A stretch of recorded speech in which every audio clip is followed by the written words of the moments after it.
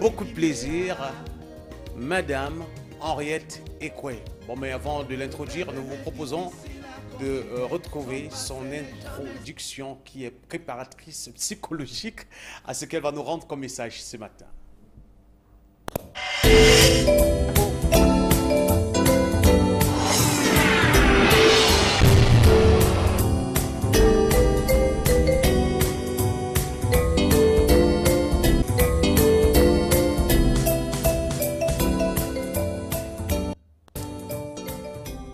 Henriette Ekwe, que nous retrouvons avec plaisir. Moi aussi, je les ai partagés, je sais. Bonjour. Bonjour, bienvenue sur le plateau. Merci. De Cadence Matinale. Merci. Et nous nous retrouvons aujourd'hui pour reparler de nous. J'aime bien quand on parle de nous. Quand on parle de nous, forcément, cela suscite la passion. Ah, tout à fait. On est très passionné quand on parle de soi, des choses qui nous concernent, parce que parfois, on voudrait que ça change aussi, toujours des améliorations. Toujours.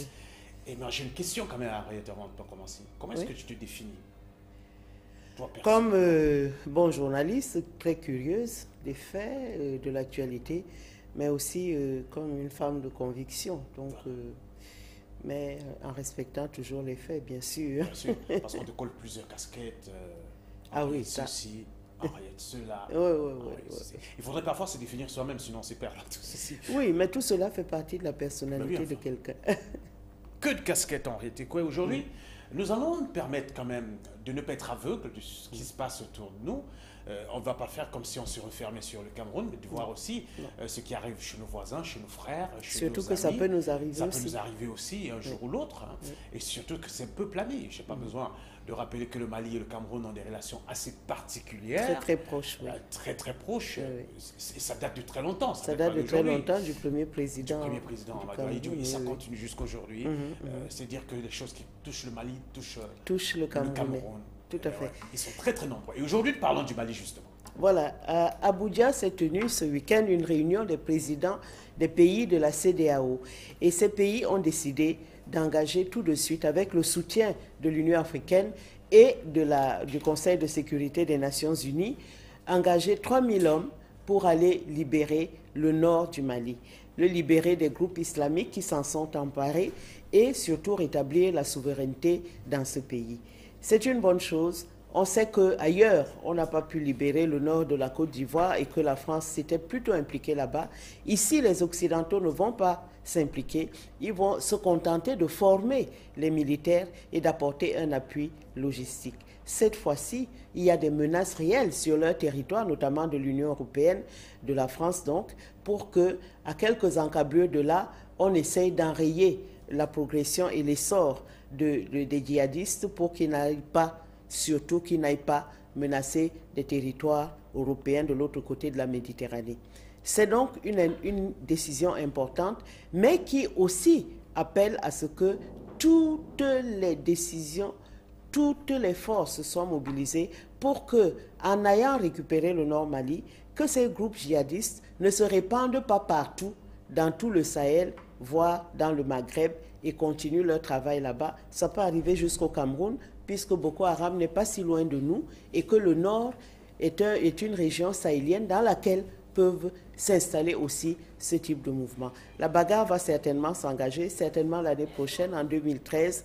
Il faudrait être attentif à cela pour retrouver enfin la souveraineté totale du Mali, de ce territoire. Et on dit pour la première fois que les troupes pourraient même venir d'ailleurs, d'autres pays qui ne font pas partie de la communauté des États d'Afrique occidentale, la CEDEAO. C'est donc un enjeu africain, un enjeu panafricain, que de pouvoir combattre, et c'est juste de le faire, de pouvoir combattre ces groupes djihadistes qui se sont emparés du nord de ce pays.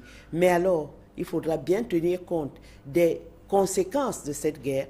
Ces conséquences, c'est surtout le fait que les groupes djihadistes, d'une manière générale, ne lâchent jamais et vont certainement essayer d'organiser une contre-attaque, voire de retrouver le territoire ailleurs. Ça pourrait être le Nigeria, ça pourrait être le Niger, ça pourrait être un autre pays, ça pourrait être le Tchad, pour qu'ils puissent, à partir de là, continuer leurs besoins de progression.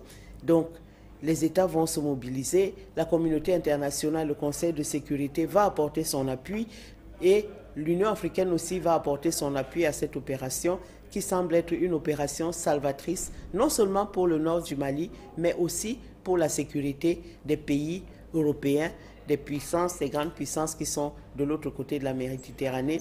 On verra si cette opération va être suffisamment soutenue pour qu'une fois le Nord Mali récupéré, qu'on puisse aussi faire le nettoyage des poches de résistance qui vont certainement s'éparpiller à travers cette région du Sahel pour que la sécurité des pays africains soit définitivement assurée. Ça demandera aussi un surplus d'efforts pour les armées nationales qui peut-être ne s'équipaient pas assez suffisamment pour que les chefs d'État, qui sont aussi les chefs suprêmes des armées dans les pays africains, consacrent de l'argent aux équipements de l'armée pour que leur armée soit la première à être en première ligne pour enrayer les djihadistes. C'est un défi qui va être porté au président africain et à toute l'Afrique en général parce que les mouvements djihadistes peuvent ressurgir à tous les niveaux. On sait que le Kenya en a quelques-uns qui viennent de la Somalie et qu'il a même dû traverser la frontière pour aller réprimer quelques groupes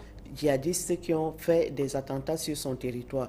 Toute l'Afrique est donc confrontée à ce terrorisme-là et toute l'Afrique, tous les pays africains ne pourront pas du tout laisser leur armée complètement démunie et non équipée par des équipements ultra modernes pour être capables d'aller combattre ces gens qui, eux, ont des équipements très modernes et ont une puissance de feu qui fait parfois 10 fois la puissance de feu d'un pays africain. Ça, il faut le faire. En tout cas, attendu de voir. Et puis, c'est vrai quand même qu'il faudrait prendre avec pincette. Peut-être pourquoi on ne lance pas tout de suite une offensive. Hein, parce qu'il faudrait s'y conscrire un peu et puis sous-peser l'impact que cela pourrait avoir sur la sécurité, pas dans la sous-région, mais dans toute l'étendue de l'Afrique subsaharienne. Mais c'est un défi à toutes les armées africaines d'être préparées un jour à avoir affronté des groupes djihadistes qui sont toujours puissamment armés et qui ont des moyens internationaux très importants. Eh bien, on verra bien ce que cela donnera. Pour l'instant, nous croisons les doigts et nous avons du cœur pour le peuple malien. Ceux qui regardent cette émission de Bamako, nous avons du cœur pour vous et du Nord Mali. Nous croisons les doigts. Voilà, nous espérons qu'ils vont retrouver leur pays uni. Voilà, on l'espère bien. C'est un bel exemple en Afrique de l'Ouest. Tout à fait. C'est dommage que ça se passe comme ça. Merci beaucoup, Henriette. Merci, Jean. Tu souris pour la fin. Allez, merci. Allez, ça y est, c'est fait. Bonne journée, au revoir. Merci. Et à demain pour d'autres belles réflexions ici, à travers la chronique de Henriette Ekoué. Pour l'instant, mesdames et messieurs, nous vous proposons de vivre avec nous l'actualité sportive telle qu'il faudrait absolument la connaître avec monsieur Hervé K qui rejoint tout de suite la fratrie du matin.